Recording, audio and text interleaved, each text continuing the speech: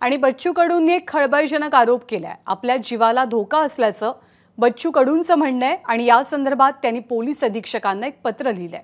या प्रकरणाची सखोल चौकशी करावी आणि गुन्हा दाखल करावा अशी मागणी बच्चू कडूंची आहे आणि बच्चू कडूंच्या पत्रामुळे खळबळ माजली आहे। बच्चू कडूंना गेले काही दिवस सातत्यानं निनावी नंबरवरनं किंवा निनावी नावानं फोन येतात। बच्चू कडूंचा अपघात झालाय का, त्यांची प्रकृती नेमकी कशी आहे याबाबतची विचारणा केली जाते। नेमकं काय घडतंय बच्चू कडूंसोबत याबद्दल बोलण्यासाठी स्वतः आमदार बच्चू कडू आपल्या सोबत आहेत। बच्चू कडूजी नमस्कार। नेमकं असं काय घडलंय आपल्या बाबतीत की आपण थेट पोलीस अधीक्षकांना पत्र लिहिलेत आपल्या सुरक्षेबाबत?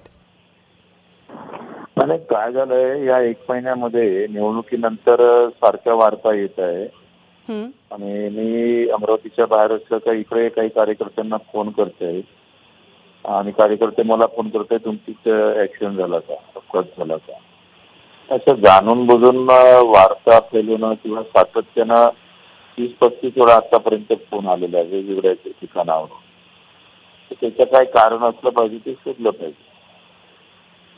या सगळ्या संदर्भात आपल्याला कुणावरती संशय आहे?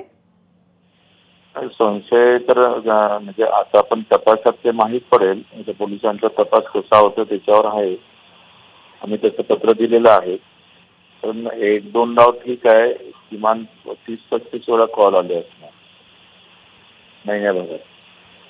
बच्चू कडूचा अपघात झाला असं कुठल्या तरी कार्यकर्त्याला कोणी फोन करतंय तर ते लिंक तपासावं लागेल।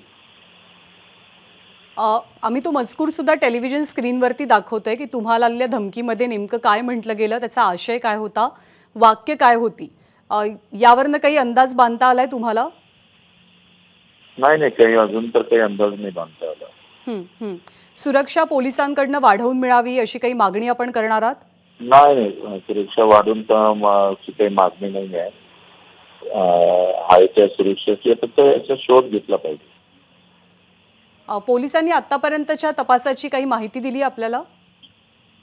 काही माहिती दिली, काहीतरी गडचिरोलीला कोणी जाऊन आलं होतं आणि ते शेवटपर्यंत त्याचा तपास झालेला आहे। अजून आता हे कॉलचे फक्त वाच आहे, कॉल जे येत आहे त्याच्यावर तपास आहे। जी, बच्चू कडूजी आभार आपले, आपण एबीपी माझाला सगळ्या संदर्भात सविस्तर माहिती दिलीत त्याबद्दल धन्यवाद। एबीपी माझा, उघडा डोळे बघा नीट।